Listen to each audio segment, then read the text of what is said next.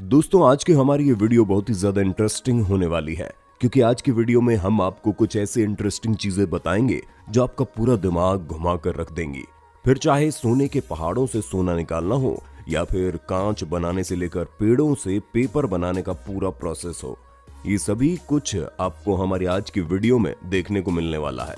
इसीलिए वीडियो को स्किप करना मतलब अपने पैरों पर कुल्हाड़ी मारने के बराबर होगा। इसलिए वीडियो को बिल्कुल अंत तक बनकर चिपक जाना ताकि हम इस इंपॉर्टेंट इंफॉर्मेशन को आपके सामने मिस न करवा दें। Gold making process. दोस्तों अंटार्कटिका को छोड़कर दुनिया भर में सोने की खदान मौजूद है और अगर हमने भारत की बात की है तो इस समय भारत के अंदर कोई भी सोने की खदान मौजूद नहीं है। केवल कर्नाटका के अंदर कोलार खदान ही भारत की एकमात्र सोने की खदान है। सन 1951 से लेकर 2001 तक 9 लाख किलो सोना निकाला गया, लेकिन जब इस खदान के अंदर से सोना निकलना बंद हो गया तो इसे बंद कर दिया गया। अब सोने की खदानों में से सोना निकलना कोई आसान काम तो है नहीं, जिसकी सबसे बड़ी दिक्कत तो यह है कि सोना कभी भी एक जगह पर रुका नहीं रहता, क्योंकि सोना मिट्टी, पत्थर और रेत वगैरह के बीच में छोटे छोटे कणों के रूप में मौजूद होता है। इसलिए इसे प्राप्त करने के लिए सोने के खुले पहाड़ या फिर जमीन के अंदर मौजूद खदानों में भारी विस्फोट करना पड़ता है। और आपको ये सुनकर आश्चर्य होगा कि 1 टन पत्थर के अंदर से लगभग 4 ग्राम सोना निकलता है। यही वजह है कि सोने की कीमत इतनी ज्यादा है।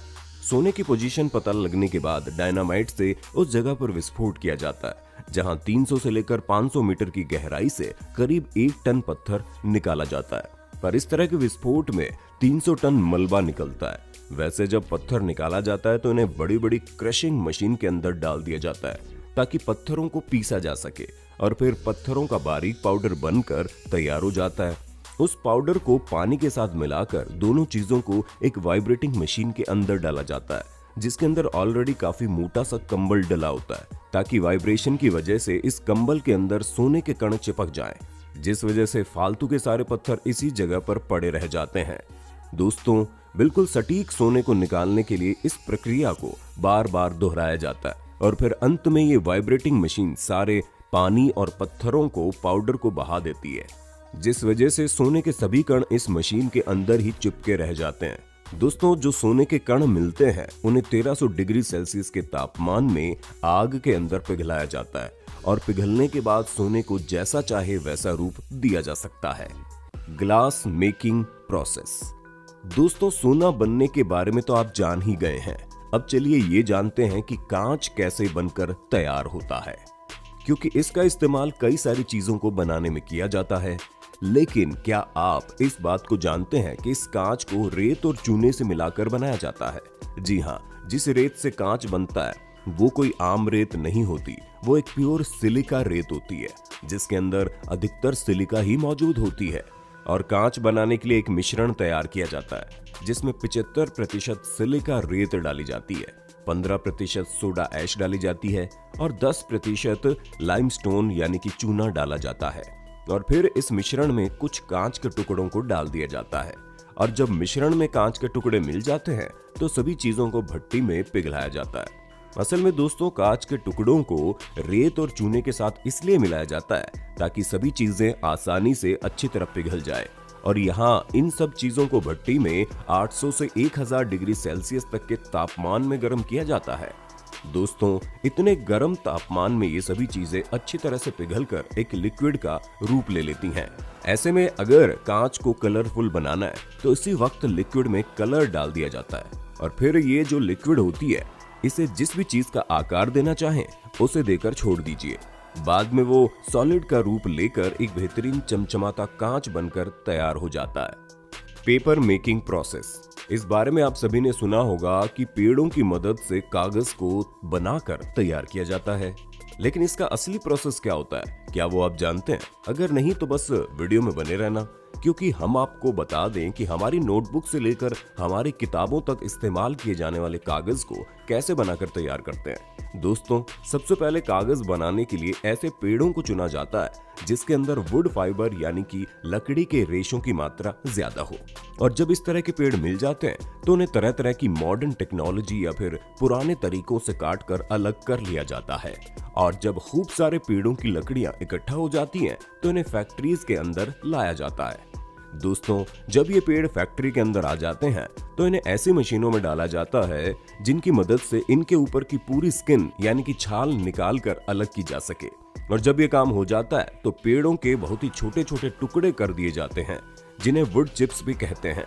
दोस्तों, पेड़ों के छोटे छोटे टुकड़ों को कन्वेयर बेल्ट के जरिए पल्प मिल में भेजा जाता है और इस जगह पर इन लकड़ी के टुकड़ों को एसिडिक सोल्यूशन के साथ उबाला जाता है। और जब ये उबल कर तैयार हो जाते हैं तो इनसे प्लांट फाइबर और लिग्निन अलग अलग हो जाते हैं। दोस्तों, जब इस वुड फाइबर में से लिग्निन निकल जाती है तो लकड़ी मुलायम हो जाती है, क्योंकि लकड़ी में मौजूद सख्त, कठोर और ठोसपन सब खत्म हो जाता है। और फिर बचे हुए वुड फाइबर को पानी से अच्छी तरह धो लिया जाता है ताकि इसके अंदर बचा हुआ एसिडिक सोल्यूशन भी निकल जाए और फिर आपको काफी सॉफ्ट और मुलायम वुड फाइबर मिलता है। लेकिन ये वुड फाइबर अभी भी इतने सॉफ्ट और साफ नहीं होते हैं इससे हम पेपर बना पाए।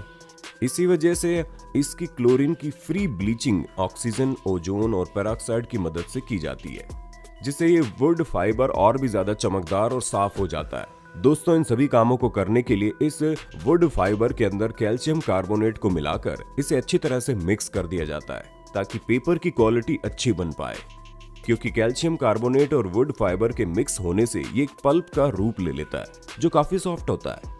दोस्तों, कागज बनाने के लिए लकड़ी के अलावा पानी की भी सबसे ज्यादा जरूरत पड़ती है। ऐसे में हम आपको बता दें कि 100 लीटर पानी में केवल 1 किलो कागज ही बनकर तैयार होता है। इसलिए जो फाइनल पल्प बनकर तैयार होता है उसमें काफी भारी मात्रा में पानी मिलाया जाता है, जिससे ये पल्प काफी पतला हो जाता है। और दोस्तों, अगर कलरफुल कागज बनाना हो तो उसमें उसी टाइम कलर भी मिला दिया जाता है।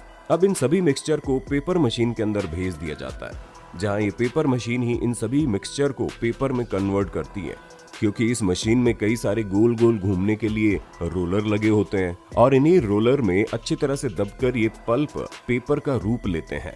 दोस्तों, रोलर के दबाव की वजह से पल्प में मौजूद जितना भी पानी होता है सारा पानी निचोड़ कर नीचे गिरता रहता है, जिसके बाद ये पल्प पेपर का रूप लेना शुरू कर देता है। इस रोलिंग के प्रोसेस के बाद पेपर को गर्म चैम्बर में भेज दिया जाता है, जिसके अंदर हॉट रोलर लगे होते हैं, जिसमें जब पेपर इन रोलर के बीच से गुजरता है तो इसका बचा हुआ सारा पानी निचोड़ा जाता है, जिसकी वजह से पेपर बिल्कुल सूख कर बाहर निकल आता है और बनकर तैयार किए गए पेपर को बड़े से रोलर में लपेटकर जैसा मर्जी वैसा आकार दे दिया जाता है। Copper making process.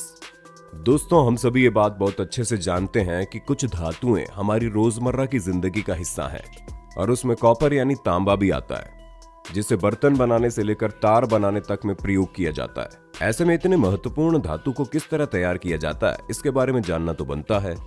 और सबसे पहले हम आपको ये बता दें कि कॉपर हमें जमीन के नीचे से प्राप्त होता है, जिसे प्राप्त करने के लिए बड़ी बड़ी तांबे की खदानों में विस्फोट किया जाता है। और जैसे ही खदानों में विस्फोट होता है, कॉपर बड़े और छोटे दोनों तरह के टुकड़ों में बदल जाते हैं और फिर इन कॉपर के टुकड़ों को बड़े बड़े ट्रक में लोड किया जाता है। हालांकि कॉपर को खदान से निकाला गया है, इसलिए इसमें मिट्टी और कंकड़ भी शामिल होते हैं, इसलिए इन टुकड़ों को असली कॉपर का रूप देने के लिए फैक्ट्री के अंदर लाया जाता है, जिसमें इन्हें एक बड़ी सी मिक्सचर मशीन में डालकर काफी अच्छे तरीके से पीस दिया जाता है ताकि इसका पाउडर बन जाए। दोस्तों, जमीन के नीचे से निकाले गए इन कॉपर के टुकड़ों में 70% शुद्ध कॉपर होती है और बाकी कंकड़ पत्थर मौजूद होते हैं।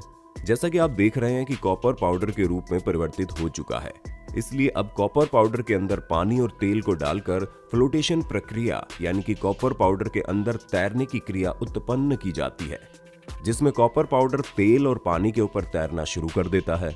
अब इसके बाद ऊपर तैर रहे कॉपर पाउडर को फिल्ट्रेशन प्रोसेस की मदद से तेल और पानी से भी अलग कर लिया जाता है ताकि एक बेहतर क्वालिटी का कॉपर सामने आए और फिर उसे चूना, पत्थर और कोयले से मिलाकर एक भट्टी के अंदर गर्म कर लिया जाता है और फिर उसके बाद सिर्फ शुद्ध पिघला हुआ कॉपर भट्टी से बाहर निकलता है।